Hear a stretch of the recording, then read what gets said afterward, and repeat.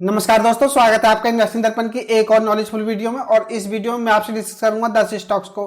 दोस्तों बात करें इन स्टॉक्स की, तो इन कुछ स्टॉक्स में बड़ी न्यूज को हम देखेंगे जिसके चलते इन स्टॉक्स में आपको हलचल देखने को मिल सकती है। दोस्तों बात करें तो कुछ स्टॉक्स में हम Q2 के रिजल्ट्स को भी देखेंगे कि आखिर इनके Q2 के रिजल्ट्स कैसे रहे। और बात करें दोस्तों मंडे को इन स्टॉक्स में आपको हलचल देखने को मिल सकती है। तो चलिए फटाफट शुरू करते हैं इस वीडियो को। बात करें आरवीएनएल की, रेल विकास निगम लिमिटेड की, तो दोस्तों यह स्टॉक 168.20 पर बंद हुआ है और इसमें 0.87% की तेजी देखने को मिली है। और इस स्टॉक से जुड़ी हुई एक बड़ी न्यूज सामने आ रही है जिसके चलते आपको आने वाले दिनों में इस स्टॉक में अच्छी खासी तेजी देखने को मिल सकती है। मैं मार्केट अपडेट और मार्केट से जुड़ी जानकारी की वीडियो लाता ही रहता हूं। अगर आप चैनल पर नए हैं तो प्लीज आप चैनल को भी सब्सक्राइब कर लें, और अगर आपको वीडियो अच्छी लगे तो वीडियो को लाइक करना भी ना भूलें। आपके लाइक और सब्सक्राइब से मुझे मोटिवेशन मिलता है। बात करें आरवीएनएल की, तो इनको एक फ्रेश ऑर्डर मिला है जो कि 420 करोड़ रुपए का, और यह ऑर्डर इनको वेस्टर्न रेलवे बड़ौदा डिवीजन की तरफ से मिला है। तो दोस्तों बात करें आरवीएनएल की, तो आरवीएनएल से जुड़ी हुई यह बड़ी न्यूज है। इनको नए नए ऑर्डर मिल रहे हैं और एक नया ऑर्डर इनको 420 करोड़ रुपए का वेस्टर्न रेलवे की तरफ से मिला है। बात करें अपनी दूसरी न्यूज की, तो दोस्तों यह कोटक बैंक से जुड़ी हुई है। बात करें कोटक बैंक की, तो इनको आरबीआई से अप्रूव मिल गया है सोनाटा फाइनेंस का फुल एक्विजिशन करने का। बात करें सोनाटा फाइनेंस की, तो यह एक स्मॉल एनबीएफसी कंपनी है और इस कंपनी का एक्विजिशन पूरी तरह से कोटक महिंद्रा बैंक ने कर लिया है दोस्तों। लेकिन बात करें इसकी, तो 10 फरवरी 2023 को यह एक्विजिशन हुआ था 537 करोड़ रुपए में, लेकिन उसको जाकर के अब अप्रूवल मिला है आरबीआई की तरफ से। तो यह भी कोटक महिंद्रा बैंक से जुड़ी एक बड़ी न्यूज है और इसका असर कोटक महिंद्रा बैंक के शेयर पर भी देखने को मिलेगा। तो दोस्तों यह बात आपको पता होना चाहिए। बात करें टाटा स्टील से जुड़ी बड़ी न्यूज की, तो दोस्तों इस स्टॉक से जुड़ी दो न्यूज को हम देखेंगे। बात करें दोस्तों पहली न्यूज की, तो पहली न्यूज यह है कि एनसीएलटी ने टाटा स्टील लॉन्ग प्रोडक्ट्स और टाटा स्टील के मर्जर को मंजूरी दे दी है। बात करें टाटा स्टील की, तो टाटा स्टील लॉन्ग प्रोडक्ट्स में इनकी 75% की हिस्सेदारी है। इन कंपनियों का अब आपको मर्जर देखने को मिलेगा। बात करें टाटा स्टील से जुड़ी हुई दूसरी न्यूज की, तो यह टीपी वर्धमान सूर्या में 26% की स्टेक को एक्वायर करने जा रहे हैं। दोस्तों बात करें इसकी, तो यह भी टाटा स्टील से जुड़ी हुई बड़ी न्यूज है। तो यह बात भी आपको पता होना चाहिए।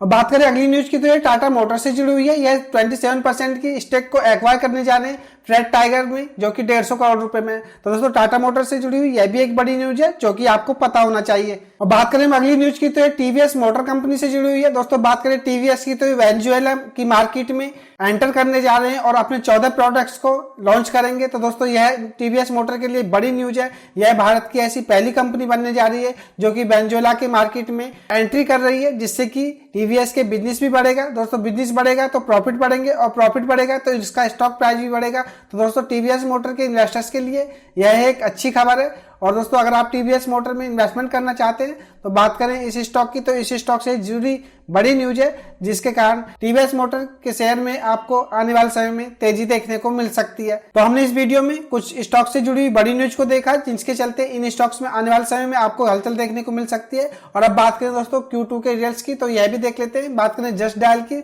तो जस्ट डायल के नंबर आ चुके हैं। बात करें जून क्वार्टर से सितंबर क्वार्टर की, तो सेल्स में जंप देखने को मिल रही है। बात करें EBIDT की, तो इसमें भी जंप देखने को मिल रही है। बात करें नेट प्रॉफिट की, तो क्वार्टर बेसिस के हिसाब से इनके नेट प्रॉफिट गिरते हुए नजर आ रहे हैं। और बात करें EPS की, तो EPS में भी इनके गिरावट देखने को मिल रही है। बात करें ईयर ऑन ईयर बेसिस के हिसाब से जस्ट डायल की, तो सेल्स में 27% की जंप देखने को मिल रही है। बात करें EBIDT की, तो इसमें 186% की जंप देखने को मिल रही है।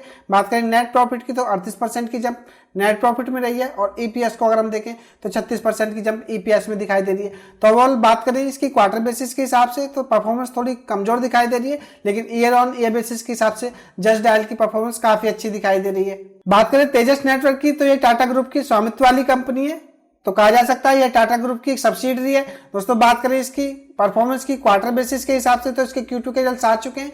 जून क्वार्टर के हिसाब से अगर हम सितंबर क्वार्टर को देखें तो सेल्स में अच्छी खासी जंप देखने को मिल रही है। बात करें दोस्तों EBIDT, तो इसमें भी सुधार होता हुआ नजर आ रहा है, जो कि माइनस से प्लस में आ चुकी है। नेट प्रॉफिट को अगर हम देखें तो क्वार्टर बेसिस के हिसाब से इनमें भी सुधार होता हुआ नजर आ रहा है। और EPS को अगर हम देखें तो EPS में भी इनके क्वार्टर बेसिस के हिसाब से सुधार होता हुआ नजर आ रहा है। और ईयर ऑन ईयर बेसिस के हिसाब से परफॉर्मेंस को देखें तो सेल्स में 80% की जंप देखने को मिल रही है। EBIDT में 40% की गिरावट देखने को मिल रही है। नेट प्रॉफिट में 300% की गिरावट है। और EPS की अगर हम बात करें तो इसमें 252% की गिरावट है। बात करें तेजस नेटवर्क की, तो इसके क्वार्टर बेसिस के हिसाब से नंबर ठीक ठाक दिखाई दे रहे हैं। ईयर ऑन ईयर बेसिस के हिसाब से परफॉर्मेंस कुछ थोड़ी कमजोर नजर आ रही है। लेकिन दोस्तों जब से इसको टाटा ग्रुप ने एक्वायर किया है, इस कंपनी के नंबर्स अच्छे होते जा रहे हैं और आने वाले समय में यह कंपनी नेट लॉस से आपको नेट प्रॉफिट में देखने को मिलेगी। तो दोस्तों बात करें तेजस नेटवर्क की, तो ऐसा नहीं है कि यह स्टॉक खराब है। अगर आप इस स्टॉक में इन्वेस्टमेंट करते हैं तो यह आपको आने वाले समय में अच्छे रिटर्न्स देगा।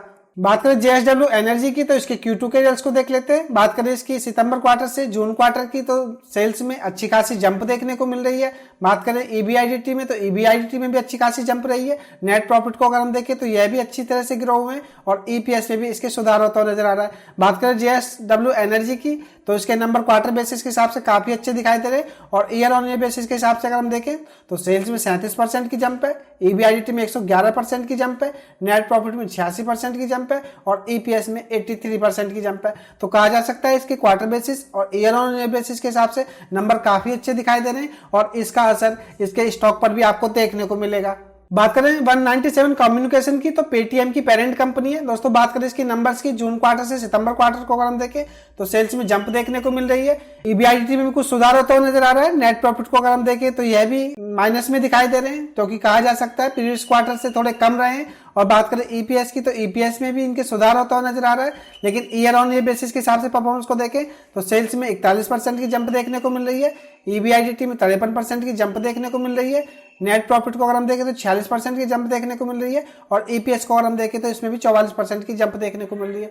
तो कहा जा सकता है क्वार्टर और क्वार्टर बेसिस के हिसाब से तो परफॉर्मेंस कंपनी की कुछ सुधरती हुई नजर आ रही है। और दोस्तों ईयर ऑन ईयर बेसिस के हिसाब से इसके रिजल्ट्स काफी अच्छे रहे, तो यह बात आपको पता होना चाहिए। बात करें पूनावाला फाइनेंस कॉर्पोरेशन की, तो इसके Q2 के रिजल्ट्स आ चुके हैं। दोस्तों इस स्टॉक को मैं कुछ समय पहले डिस्कस कर चुका हूं। फंडामेंटली काफी अच्छी कंपनी है, आप इस स्टॉक को इन्वेस्टमेंट के लिए देख सकते हैं और इस स्टॉक ने मल्टी बैगर रिटर्न्स दिए हैं। बात करें इसके नंबर्स की, तो जून क्वार्टर से अगर हम सितंबर क्वार्टर के देखें तो सेल्स में अच्छी खासी जंप देखने को मिल रही है, EBIDT में भी अच्छी खासी जंप देखने को मिल रही है, नेट प्रॉफिट को अगर हम देखें तो इनमें बड़ी जंप देखने को मिल रही है और EPS में भी इनके काफी बड़ी जंप देखने को मिल रही है।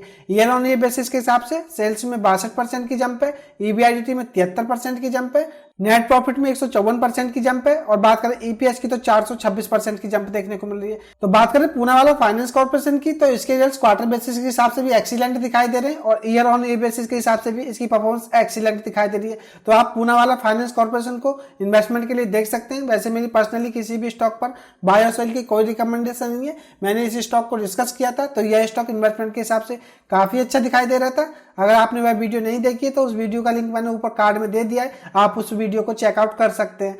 दोस्तों बात करें पूनावाला फाइनेंस कॉर्पोरेशन की, तो यह स्टॉक इस समय आपको एक सही वैल्यूएशन पर मिल रहा है, आप इस स्टॉक में इन्वेस्टमेंट कर सकते हैं। तो यह थी खास अपडेट इन 10 स्टॉक्स पर। कुछ स्टॉक्स से जुड़ी बड़ी न्यूज को हमने देखा और कुछ स्टॉक्स के Q2 के रिजल्ट्स को हमने देखा। तो यह खास अपडेट की वीडियो आपको कैसी लगी मुझे कमेंट करके बताएं। अगर आपको वीडियो अच्छी लगी हो तो वीडियो को लाइक करें, शेयर करें और आपने चैनल को सब्सक्राइब नहीं किया तो चैनल भी सब्सक्राइब कर लें। मैं मार्केट अपडेट और मार्केट से जुड़ी जानकारी की वीडियो लाता ही रहता हूँ। तो चलिए मिलते हैं फिर किसी नई वीडियो में, तब तक के लिए नमस्कार।